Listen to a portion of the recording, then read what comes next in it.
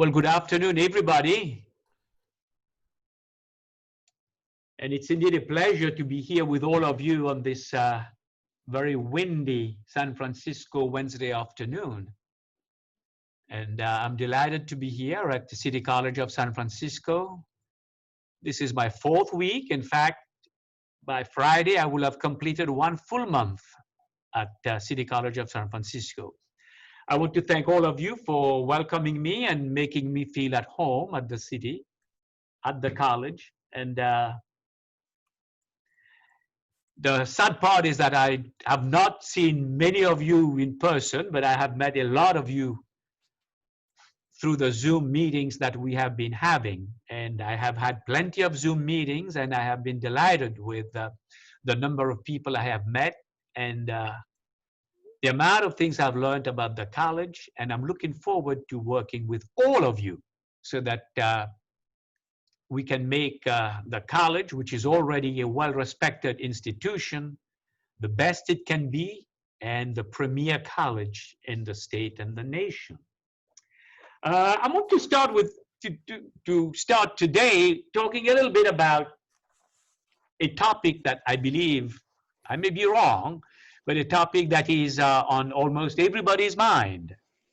It's the accreditation process. As you know, the midterm report is due sometimes in November, in October, and we should be having a first draft ready, my understanding from the co-chair of the accreditation team. We should be having a first draft ready by the end of August for the board to view and for the board to provide feedback on.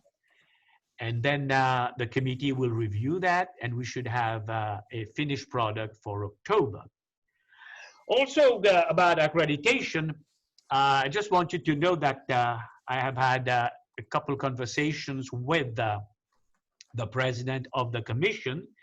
And as I was talking to the Academic Senate group today, I did share with them that I had discussed with the president of the commission the budget issues of the college and how we were going to be borrowing some funds from OPEB.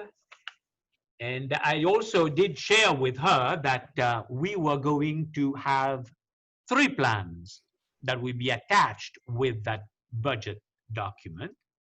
The first plan is a plan on enrollment management, where the college is right now, a look back on what enrollment was in the previous years and where enrollment is going, the trend for the future of enrollment at City College of San Francisco.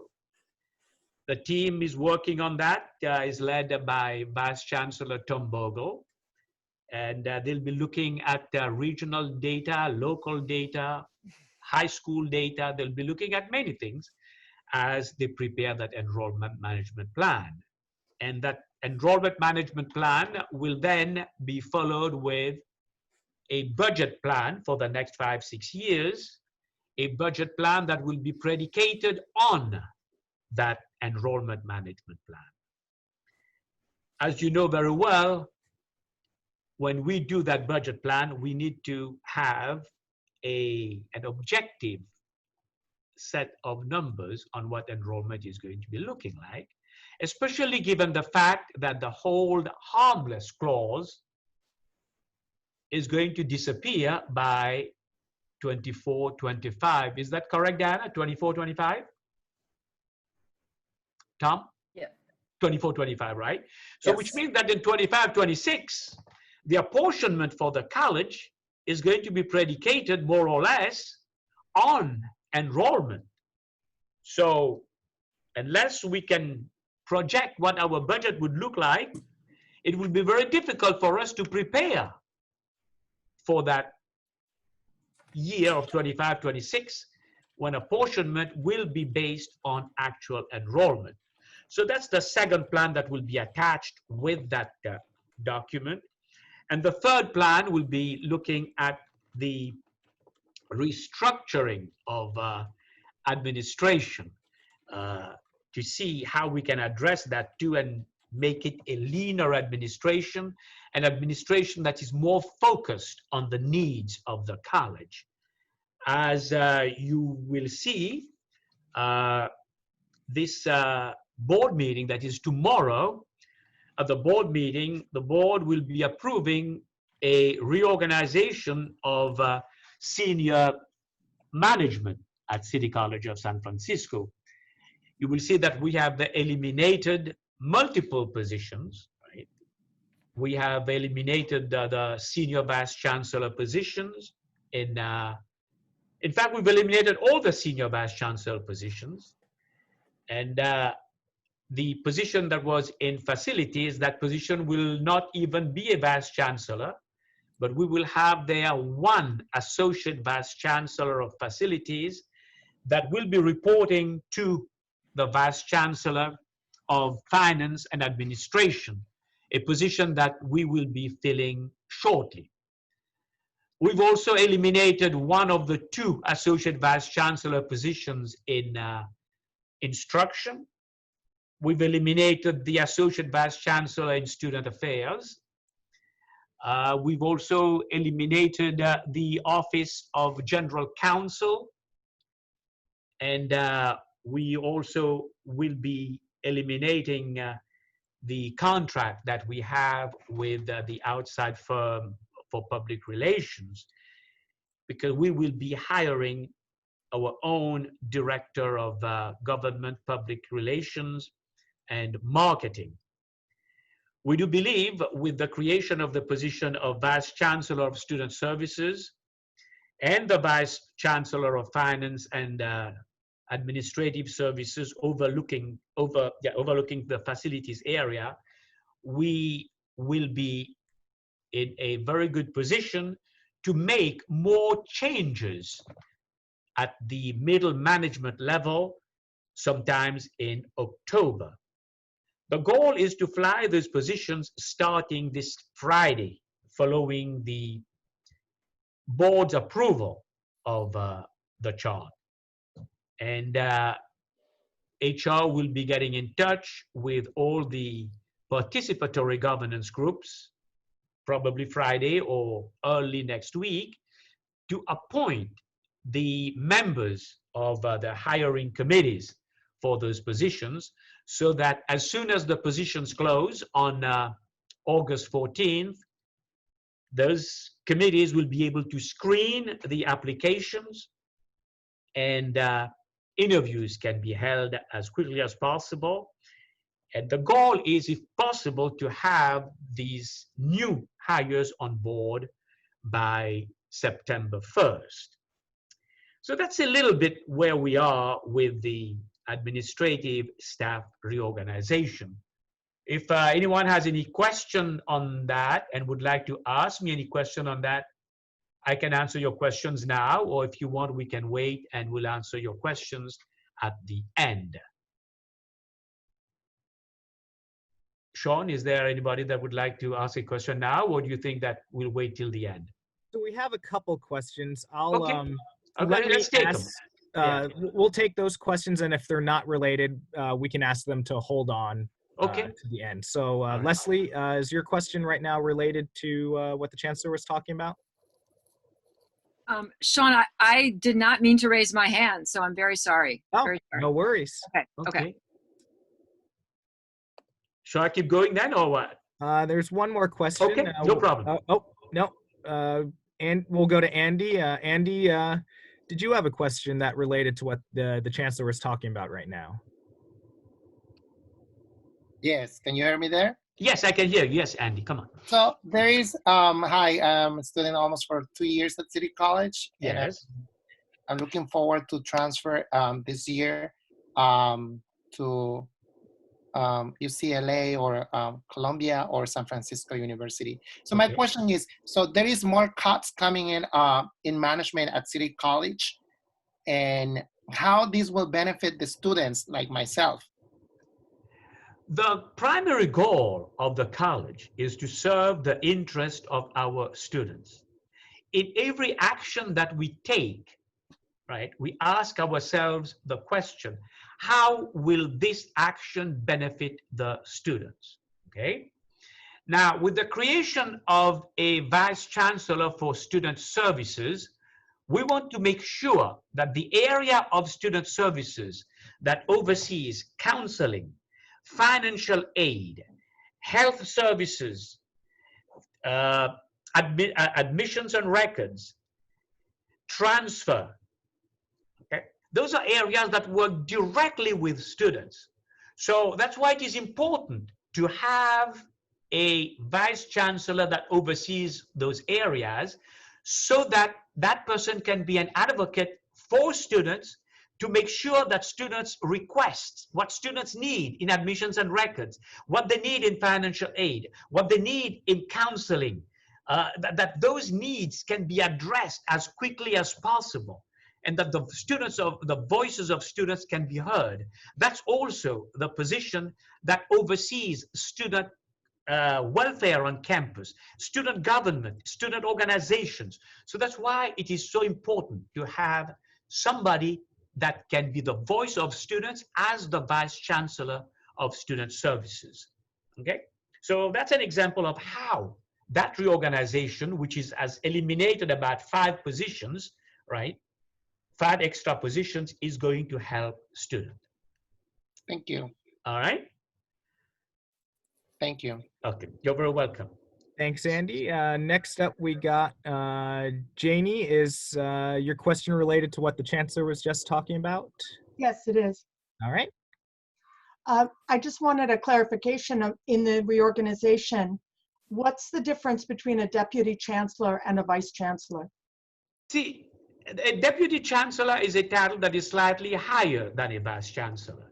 It is important because rules and regulations require that should the Chancellor be incapacitated and the board has not had time to meet yet to appoint somebody to succeed or to take over the school, rules and regulations require that there is a person that is the automatic number 2 that would step in and run the college until the board gets to meet. So that's why we have that position of Deputy Chancellor. That's the person that is the designated number 2 of the institution. Okay? And you will notice that I eliminated the positions of Senior Vice Chancellors because everybody is equal. All the division leaders, whether it's in student services, whether it's in human resources, whether it's in finance and facilities, that they're all equal, they're all Vice Chancellors. In other institutions that use the title of president, you would have vice president. So that's the idea behind that. Okay. All right. We have we'll take 2 more questions on this topic before we let the Chancellor speak on some other items. So, Mayor, you're on. Is your question related to what the Chancellor was talking about? Yeah, it is. Hi, Chancellor. My name's Meyer Grelick. I am the editor-in-chief at the Guardsman for the fall semester, the student newspaper. Okay. My question about the about what you said was, so you're eliminating vice chancellor positions and then making more middle management positions. I just want to understand more clearly what's the goal. No, I did not say more middle management positions. I said we're going to restructure and maybe combine some positions. We're going to reorg the middle management level as well. The end product of it is that there will be fewer managers and administrators, because we will be looking at the needs of the institution and create positions, right, to address those needs. Okay. Yeah. Okay. And so the goal is it like a financial decision you're trying to well make? there will be financial, yes, it is financial, but it is also, above all, it is for a more efficient management of the institution, because we'll be addressing the needs of the institution. What are the areas that we need to focus on? What are the areas that are required for an institution to be successful? You heard me mention earlier on to Andy's question that we needed to have somebody as the spokesperson for the whole student affairs area. Okay. Similarly, I'm just making that up now, we will need to look at the college and look at what are some of the areas of the college that need to have a voice and that don't have a voice? Okay. I was talking to the Senate today, to the academic Senate, and it just came about like that, that the area of continuing education does not really have somebody that is speaking for continuing education. I mean, I'm not saying that there will be a position created there right now, but that would be an example of, you look at the college, you look at the needs of the institution, and you create positions that address those needs. You don't just create positions because those are positions that exist in an institution. You don't just fill positions that existed, because you need to keep evaluating on a regular basis what the college needs for the college to be efficient in managing its workforce and doing what is best for students.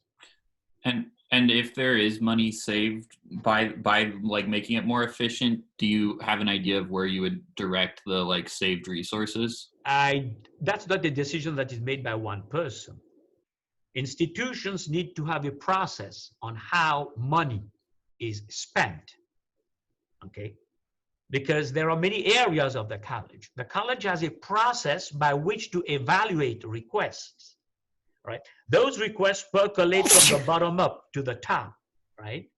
And then there is a special group at the top. Perhaps it's the Participatory Governance Council, or perhaps it's the Budget Committee, that reviews those requests and prioritizes the requests based on the protocol established by the institution, okay? And then those requests get to the top, and then we proceed from there.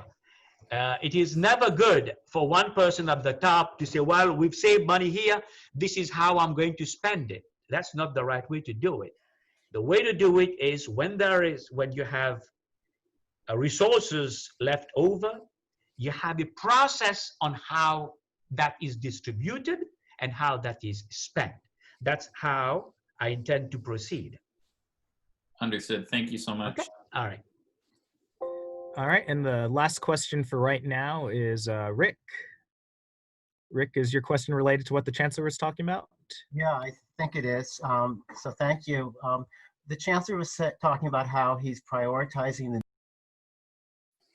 And as you well know, there's the plan to take over the PUC section of the Balboa Reservoir to build market rate housing.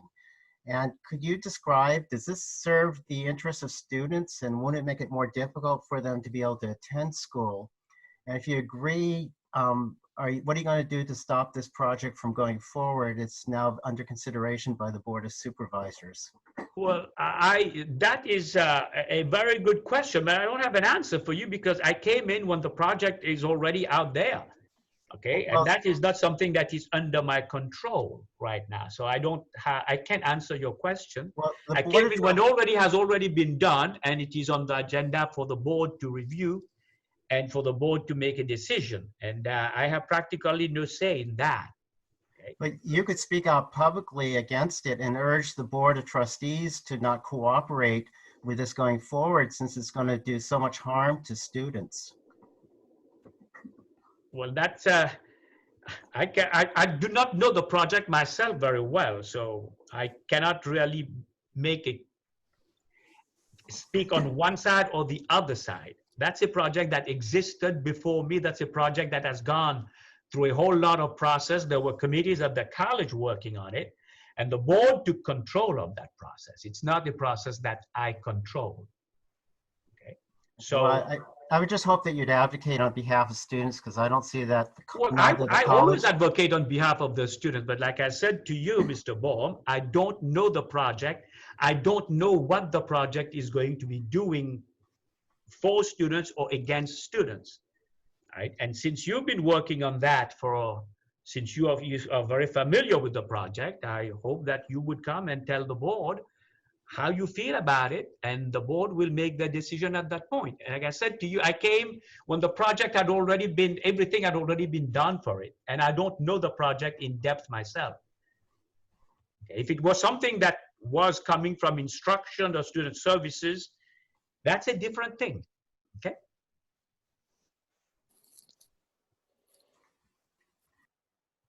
All right, that's all the questions for right now we're going to take. So, Chancellor, if you want to keep going on with what All you were right. The next thing that I want to recognize the fact that we've made some hires over summer and towards the end of spring.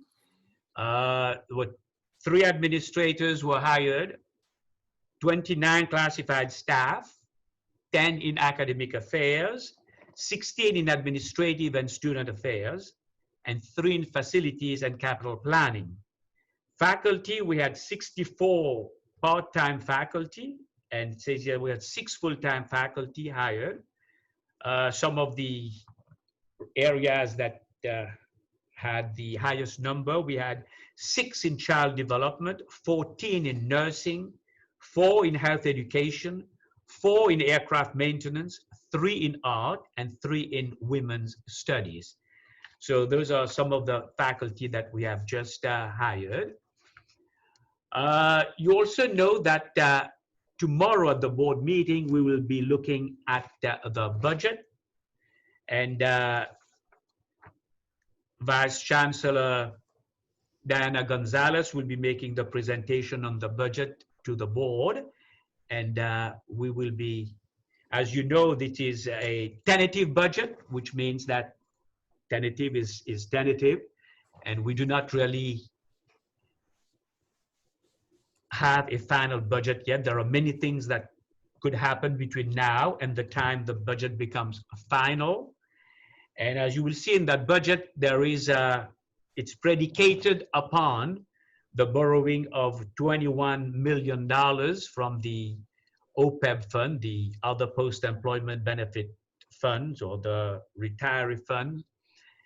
And we're hoping that things will change, hopefully in the next month or so, and a final budget can be adopted by the middle of October, as required by the state. In fact, this budget should have been done before, but with the pandemic, the state has given all colleges an additional month and a half to get the budget passed.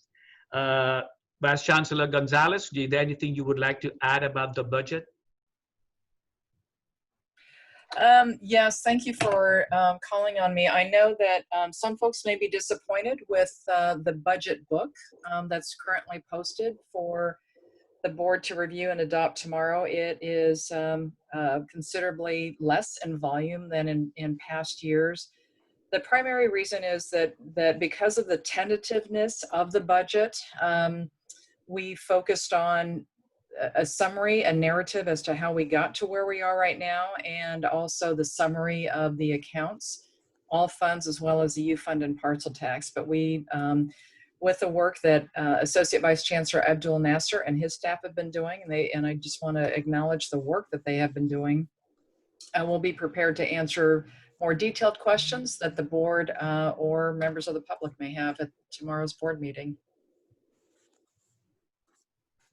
Anyone has any questions or anything that you might want to ask about what we've said so far about the budget? We have one question from Darlene. Darlene, go ahead. Hi, Darlene. No, I don't know how my hand got up there. Sorry. Okay. Just kidding. Simon. All right, Simon. A very technical question. The 2018-19 expenditures on the budget that are on our published budget book from 1920 and what is being presented to the board tomorrow night in the tentative budget book are off by the order of tens of millions. Is that going to be addressed as to why we have published expected numbers and final numbers for 2 years ago that are incongruent with each other? Yes, that will be addressed tomorrow. Okay. Anyone else? Nope, that's all the hands for right now. Okay. Well, you know, with the pandemic and with the Department and Health directive, most of the classes, correct me if I'm wrong, Vice Chancellor Bogle, about 95% of our classes will still continue to be run remotely. And the 5% of classes that will be run on campus would be mostly classes in the health sciences area. And those are students that are going to be getting ready to become nurses and helping on the front line. And also some of the lab science lab classes. Is that correct, Vice Chancellor Bogle? Yes, that's correct. We are planning on limited in-person instruction in a number of select areas, the ones that you've mentioned. The current order that from the San Francisco Department of Public Health precludes nearly all in-person instruction. We've been meeting with the members of the Department of Public Health, along with other institutions of higher education in San Francisco, on these restrictions that they've placed. To see if we can, actually run some in-person instruction that would support the allied health areas, and some of the other areas of the college where hands-on instruction is an important component of learning. As you know, at the college, we've been working very hard ourselves on getting the college ready. The fact that we can't open the college does not mean that we should not have a plan on what to do once we get the instruction from Department of Health or from the state or from the federal government that we should be opening the institution. And I know that Vice Chancellor Gonzalez has been working with a team to establish those protocols. And now each area is also working on what they will be doing to ensure the safety of our students. Regardless of what we do, our primary objective is to ensure that everybody who comes on campus, be that person be a student, a staff member, anybody, the safety of that person is more important than anything else. And we're working very hard to ensure that. We will also be getting a huge shipment of supplies from the state chancellor's office, I should say, and that shipment should be coming to the college in the next 2 weeks or so. And maybe I would ask Vice Chancellor Gonzalez if there is anything you want to add about the preparations we've been doing and how we've been working collaboratively with faculty, staff on campus to ensure that safe opening when the time comes. Yes, thank you for the opportunity. So it's been a group effort, it takes a village. And so we initially started a return to campus task force that was attended by members of each of the employee groups, students as well. Students participated. And we met weekly for probably at least 2 months. I think a lot of the heavy work has been done primarily by the folks in facilities. So I just want to thank them, as well as the leaders of our employee groups who have participated not only in the Return to Campus Task Force, but each of the separate areas have had their own subcommittees. So instruction, student affairs, the business office, facilities. So we've got the overall plan and structure in place. So the Friday meetings are no longer taking place, a larger group, and instead we'll be giving regular updates to the PGC committee when we meet with them. So it'll be a standing agenda item. And instead we've moved to more focused work groups based on the priority classes and services that we intend to bring onto campus, gradually bring onto campus. So through the work that SVC Bogle and his staff have been doing, for example, City Build was one of the first programs only because of start date. City Build was originally scheduled to begin August 3rd, and then we were going to bring onto campus the dental program and some of the other vocational nursing types of programs and construction at Evans.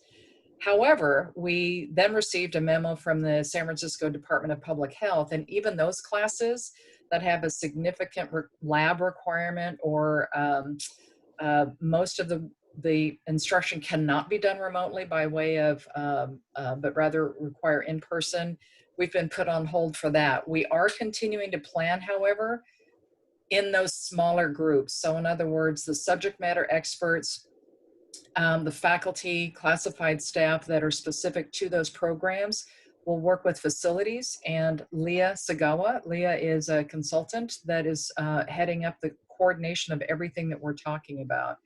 So they'll be working with each of those smaller groups. Again, depending on what the city says and when they give us the green light, we intend to be prepared to gradually bring those classes and then ultimately some of the services over in student affairs and the budget office as well. So those updates are available on our website. Thank you to Leslie and Leah and our IT folks for that. Any question for Vice Chancellor Gonzalez about the COVID preparation and the return to campus? Got one question. Andy, go ahead. I'm wondering if the school has any layoff in the staff for this during the COVID-19, or maybe Diane knows better if any faculty or people get laid off at City College. I'm wondering. Vice Chancellor Gonzalez, you have. Yes, to my, there has not been a layoff or a furlough as a result of the COVID-19. I was made aware of an issue yesterday that faculty and staff in a particular program may have been advised that they may be furloughed, and I'm following up on that. I do want to acknowledge, however, not because of COVID, but because of the budget planning coming into the fall. So this is before shelter in place, before COVID. Because of our budget situation, the schedule that we have in place for this fall is significantly reduced compared to the prior 2 years. As a result, there were over 200, I want to say about over 250 part-time faculty who, in essence, were not given any assignments for the fall. But again, not because of COVID, but because of the budget situation. All right, and one more question regarding that. I walked yesterday on campus, and usually when beginning for fall classes, maintenance will be, cleaning or doing staff maintenance, I feel, on campus. And I see I'm just wondering in my head if there is anybody working on campus doing like repairs, maintenance, the plants or anything like that, or there is nobody from maintenance, I guess, getting their college ready for fall. I mean, just. So far, we've had mostly, so our campus PD have been on campus, as well as some of our custodial supervisors, and as needed, our folks within buildings and grounds and Local 39, our stationary engineers. Our primary responsibility is to our employee and student safety. And so that's what we're working on, is to ensure that we have the adequate PPEs for the staff that we intend to bring on campus. But you're right, so we're gearing up this week to bring back our custodial staff, and this is an opportunity for me to say this now. Whether it's a one-time building access or the return to campus, all employees, all students will be required to go through a training and an orientation, because there are protocols that we're asking everybody to observe. Social distancing when you're coming into campus. Unless you're the only one in that particular area, we do require facial coverings. We will be doing symptom checks, which our own Sean Yee developed a mobile application for. So either this week or the first part of next week, you'll see a lot more activity. And again, thanks to our facility staff, our custodial staff, they're completing the training now, and we'll be working with them to determine the appropriate level of PPEs, and they're going to start getting the campus ready. Remember, nothing has really been done since we began the shelter in place on March 12th. So there's a lot of work to do. And thank you for that question, because I just want to acknowledge how important it is for all of us to work together and to be safe. And please observe those protocols. Thank you. All right. Thank you. Thank you. Well, the next topic that I wanted to share with you is last week I had the opportunity to speak with the president of San Francisco State University. And she was telling me about how she wants to cooperate with the college And her team is working with our team here in Student Services on coming up with a major announcement in the weeks to come about lower division transfers. They are looking forward to working with the college to encourage our students to transfer to SFSU even prior to earning their associate degrees. And I think that's a good thing that is happening, and our number of transfers will help our own student on their path to obtaining that four-year degree, and helping everybody in the San Francisco Bay Area and the college and so on. The schedule is pretty much set for the 2021 school year. Summer's coming to an end, and in about 2 weeks or so, we will be starting the fall semester. And as you know, the enrollment is not looking as rosy as it was in previous years. And I'm going to ask Vice Chancellor Tom Bogle to give you an update on enrollment, and also to give you a little bit of how we could be providing you with more enrollment data, maybe on a daily basis or on a need-to-know basis as the time moves on. Vice Chancellor Bogle. Thank you very much, Chancellor. Just a couple of quick statistics here. In the fall of 2020, we currently have just a little over 2,000 credit sections of the schedule, and right around 400 non-credit sections of the schedule. For credit classes, this gives us a total capacity of over 70,000 enrollments. There's 70,000 seats in classes. And as of the other day, our enrollment figure in credit was sitting at about 49,200 for a fill rate of about 70%. So about 70% of our credit class, the seats in credit classes are occupied. This credit fill rate number compares actually somewhat, okay with what our fill rate was at this time a year ago. At this time a year ago, we had a credit schedule of 2,100 sections. The total capacity was a little bigger, and our fill rate was sitting at around 68%. The non-credit side of the house has a little more challenges with enrollment. Right now we're sitting, or as of a couple days ago, we were sitting with about 4,400 enrollments in our non-credit classes. That's on a total capacity of about 12,000 seats available. So that's a fill rate just under 40%. This is lower than what we had a year ago, and I know that my colleagues over in Student Affairs have put together a variety of ways for students to register in our non-credit classes. We know that there are some challenges with the fact that with the shelter in place,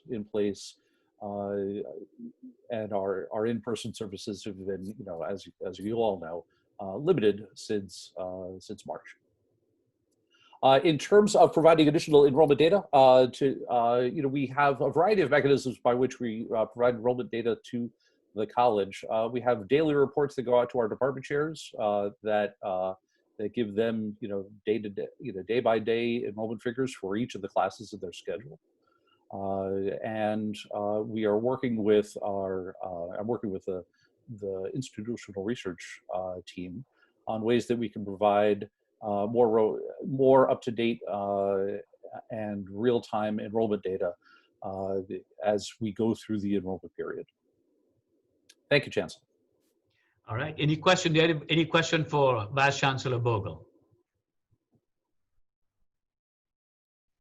I'm not seeing any hands right now. Oh, no, we have one. Okay.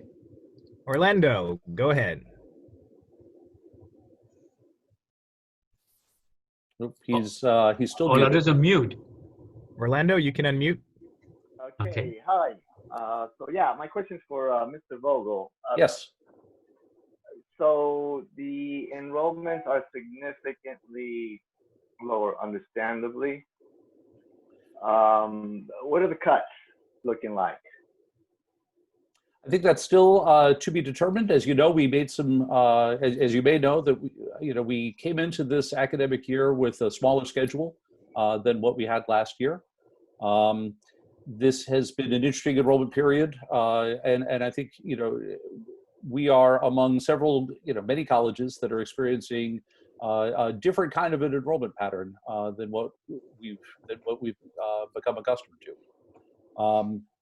We are going to have to look at lower enrolled classes, and there may be some reductions in that area. We're still working on exactly what those might look like. Of course, what we're committed to is providing opportunities, and if there are areas in which we have lower enrollment, and there are areas in which we have higher enrollment, to making some shifts so that we can serve the students that are here. Okay, thank you. Thank you. I appreciate your question. Other questions? All right, Rad, go ahead. Oh, that looks like Angelica Campos. Yeah. Hi, Angelica. Sorry. No, it's okay. I've always known you to be Rad, generally. Okay, I don't know if this is a question that is 100% under your purview, but we're all aware of the issues of non-credit and the difficulties of, I guess, ease of accessibility to even enroll. What are some trying to figure out how to phrase this. What are some strategies that the college might look into to increase enrollment or increase accessibility to certain non-credit programs or courses, such as like the GED program or high school recovery, I should say. Mm-hmm. And that's it. Okay, thank you so much for the question. I'll answer a little bit, but I'll also invite my colleague Diana Gonzalez to chime in as well. We have engaged in a variety of outreach efforts to our non-credit students this summer and going back into the spring. There have been we've created opportunities for students to be able to register for non-credit courses online in a way that's similar to the way that our credit students are able to register for courses. We have some multilingual interest forms available in a variety of places on the City College website for students that may not know exactly what class they want to sign up for, but want to talk to a person. And people that fill in that form are able to get contacted by somebody in student affairs. We also have, we've been reaching out with our faculty, and we know that for many of our non-credit students, their primary point of contact is our faculty. And I know that we've gotten some, contact information, student contact information from our faculty and provided that over to student affairs colleagues for them to follow up. Diana, I don't know if you want to mention anything else about this topic. Yes, I do, but I would also like to acknowledge Associate Vice Chancellor Correa, since it was she and her staff who did all the heavy lifting in this area. And so Dr. Correa. Thank you, SVC Gonzalez. Good afternoon, everybody. So for more information, so we're also collaborating with our center deans along with our non-credit faculty. Their center deans are also looking at promoting some of our classes that are still available via the radio stations as well in different languages in order to do some outreach as well. We are having weekly meetings also with our Office of International Programs and the center deans and the instructional areas and try to come up with different ways to be able to provide services for our students. We're also looking at different languages that we can provide assistance with. Admissions and Records currently has multi-language staff, but we're also working with their Office of International Programs so we can also share staff sharing to provide additional resources. Our registration, as VC Bogle mentioned, is happening online, but we're also assisting students via phone. So students can register over telephone and we can help them with the registration process and multi-languages as well. Vice Chancellor Correa, is it possible for you to say a few things also of what are some of the things we have done to help students over the pandemic period? Some of the gift cards we've given, the food pantry and all that? Sure. So a lot of the resources that we put together quickly in a very short period of time in response to COVID was, one is technology. So we were able to come together within our categorical programs along with collaborating with our academic affairs programs in trying to provide funding allocations. So our areas were able to develop a Chromebook loan program where we purchased a little short of 1,000 Chromebooks along with Wi-Fi hotspots. And we put together a program for students in need to come up with a way to be able to check out those technologies. So we put that in place. That's an online application that is available through the students' MyRAM portal. They can complete the application and then they will be contacted and we do a contactless drive-up pickup for their Chromebooks. And we initiated that in the spring. We also continued in summer and we're gearing up for fall as well to provide the Chromebooks. I believe they're opening up that application on August the 3rd. Also in response to food security, as we know that was another issue, since we closed down our food pantry and then obviously the institution was closed down, our food shelves program was also not accessible to students. So we had to redirect our funding the best way we could to serve the students. So we ended up purchasing a little over around 3,100 Safeway gift cards in the amount of $50 each. And that was distributed to students. We also had an application that was created within the MyRAM student portal, very similar to the Chromebook loan program where students went ahead and submitted that application. And that was spearheaded and led by our Office of Student Activities, but it was also a collaborative effort amongst our categorical programs in distributing the funding allocation. So that was also done during the springtime and then also in the summer semesters. Any questions for Vice Chancellor Correa or Vice Chancellors Gonzalez and Bogle? Abigail, you're on. Great, thank you. So my comments and questions are related to enrollment. I have 4 quick comments. Recently, our process for adding students has changed. And I don't believe most faculty have any idea that we have changed that process.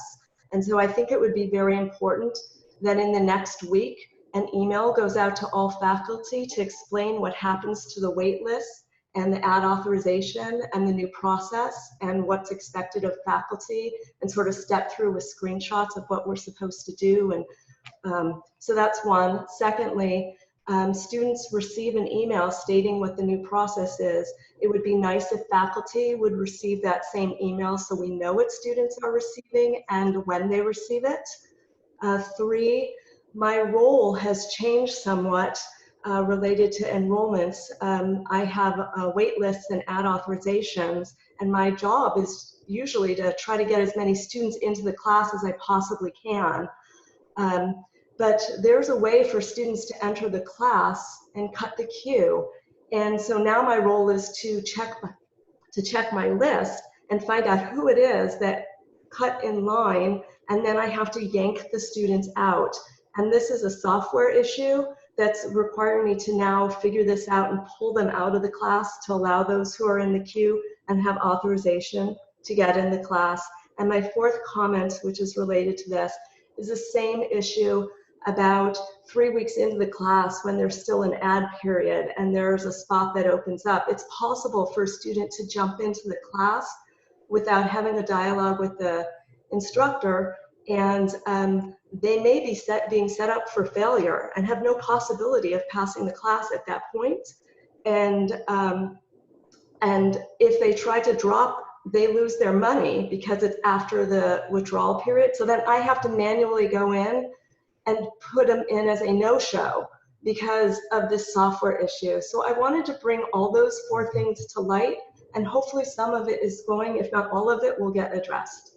Well, Professor Bornstein, I'm going to be asking Vice Chancellor Bogle and Associate Vice Chancellor Correa to ensure that that email goes out to faculty and students about the wait list, how to get on the wait list, how to register once the class is full and there is an opening, how they should proceed for the registration. And also about the software issue, I'm assuming Vice Chancellor Bogle will work with Vice Chancellor Gonzalez on getting the appropriate person to take a look at that software issue to cut that so that we don't have people jumping the queue like that. And finally, I think that Associate Vice Chancellor Correa and Vice Chancellor Bogle should work together on ensuring that once classes begin, the faculty members should have a say in how people get into the class, and the queue, that no one cuts the queue, or that nobody is registering 3 weeks into the semester or right before census or after census if there is an opening like that. Okay. So Professor Bornstein, your point is well taken, and you've heard that Vice Chancellor Bogle and Associate Vice Chancellor Correa will be working on addressing that as soon as possible, and that email should be going out. Okay. Thank you. All right. Anybody else? All right, Dina, you're up next. Hello. Hi. Hi. Hello. Hello. Yes, go ahead. Thank you. Yep. I send the information for resetting the next 4 semester, but I'm not sure that I got this is information or not. How I can check that?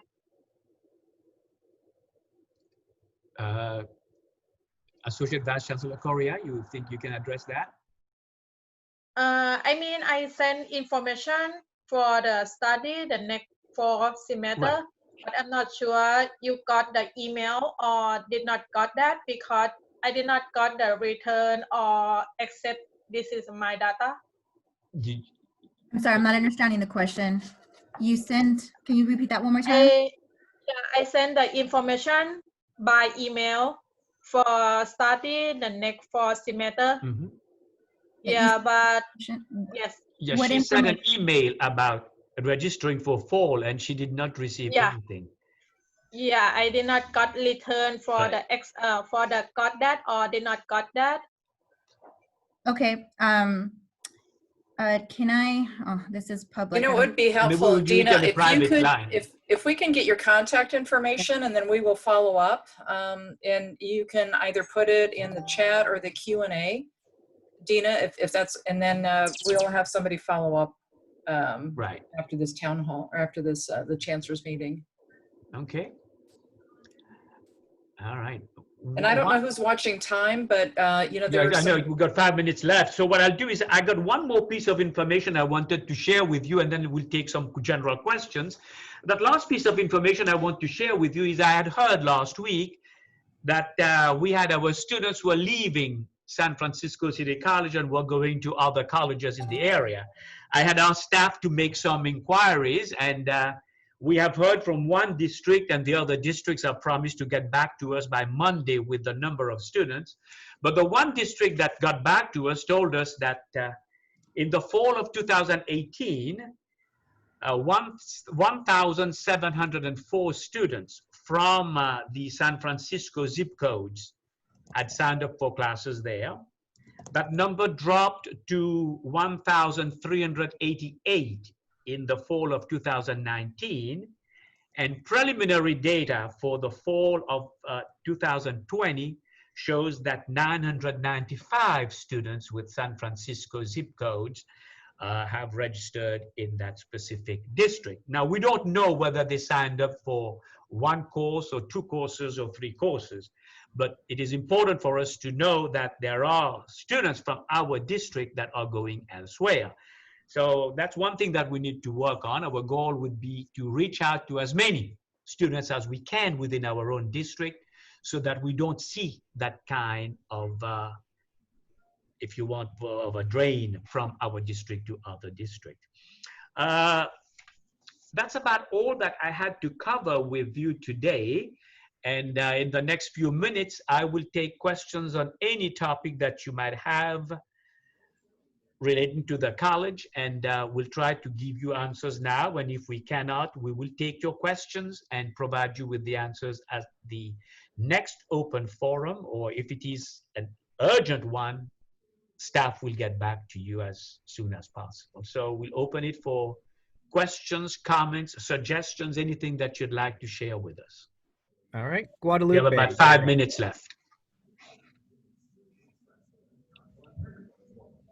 Just the first person, go ahead. Guadalupe, you can unmute now. Can you hear me now? Yes. Okay. Sorry, I am a transitional studies department student, and this is very particular situation because I have graduated for that GD program, but I'm very interested on some classes that you were offering at Mission Campus.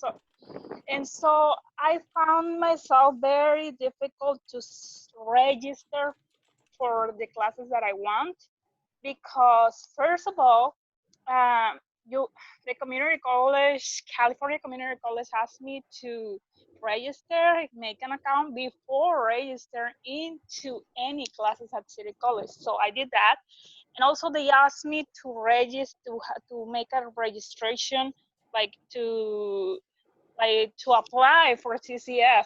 So it was very confusing, and I didn't finish it up because I didn't really know what status I want to say, like, because before going into credits, I wanted to make sure I had all the classes that I wanted and non-credit classes, and I didn't want to go into credit, but I want those classes. But it's also very difficult for me to select the classes that I want, or do you have for the fall semester non-credit classes, because I don't see anywhere else. I don't know if you know, and you can tell me later on, where is the plan and schedule for those classes, and like every classes, not just like I saw in your registration way, like, okay, you have to tell the subject and the, oh my God, I forgot the name, CRN something. So for me, it was very difficult because I didn't know. So I want some clearness about that, because imagine many people is non-credit students and they are like, okay, I give up. I almost give up, but I'm planning to call CCF, but please, or tell us clearly, call this telephone, and also make it easier for us to get registered and see what classes do you have, because it's important. Okay, well, Associate Vice Chancellor Elizabeth Correa will take your information and will provide you with answers on how to proceed. Right, Ms. Correa? Yes, thank you, Chancellor. Yes, Guadalupe, good afternoon. Please, if you can send in the chat your information, and we will follow up. We will have our admissions and records staff that is currently available to help support. If you have questions, I think some of it was related to the CCC Apply application. We can walk you through and help you get that submitted, and then help you with registration as well. Okay. Great, Right. thank you. Thank you. We'll take two more. All right, two more questions. So Nikki, you're on now. Right, Nikki?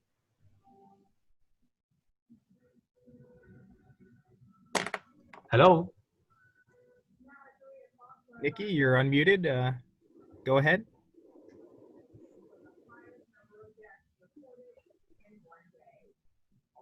All right, we're going to go to Meyer now. She's having issues with her mic. Meyer? Yes. Hi. So I have a quick question I wanted to ask for a reporter of mine who's working on a story about the Workforce Education Recovery Fund. And she wanted to know if CCSF gets the $15 million approved in the mayor's budget. Do you have an idea of how those resources will be spent at City College and what they'll be directed towards? A plan will be ready. Correct me if I'm wrong, Vice Chancellors Bogle and Gonzalez. The plan will be ready by Monday morning. We will be reviewing that plan. Anything you want to add, Vice Chancellor Gonzalez? No, just that we're, whatever we develop will be consistent with some of the recommendations that we've gotten from the Mayor's Economic Task Force Recovery and how we can contribute to that, and the direction that we receive from the board and you. So. Okay. Got it. And this meeting's being recorded. Do you guys know exactly like where to find the recording after it's done? Vice Chancellor Gonzalez, you know where she can find that, where the person can find that the recording? It should be posted on our website, and so that's where most of our recordings, whether it's for the board meetings, Sean, unless I'm incorrect. I'll defer to Broadcast Media Services on this one. So I can create a direct link. I just need to know who to give it to. Because I think it'll be a little hard to find this on the Granicus page. Okay. That's a great idea. So this is Susan Buckman, who's an awesome classified staff member. And normally you see her when we were back being live, and she would be behind the camera. So she's still behind the scenes doing a lot of the heavy lifting. So Susan, Leslie, Grace, and I will work with you, because I agree. I was trying to find something on Granicus on the city's webpage, and it's a little bit difficult. So we'll work with you to make sure that this is available, more accessible to the public. Yes. Okay. Thanks. And let's take one last one. Thank you. All right. And Nikki's question was, she wanted to ask about the services provided to students during the pandemic. How have we supported students that don't qualify for CARES Act funding? Ms. Correa? Sure. So I think I gave a little bit of an update as to what we've done to support the technology needs and the food insecurity for students. But we're in the process through our foundation. We put together a COVID-19 emergency donating account, and we've been able to raise some funding associated with that. And then we've also received some private donors funding. So I think altogether it's roughly about $115,000. So we're looking at once we receive all the funding and how we redistribute that to our non-credit students and our undocumented students as well. So we're in the process of finalizing that. Okay. Well, I want to thank you very much for attending this first open forum.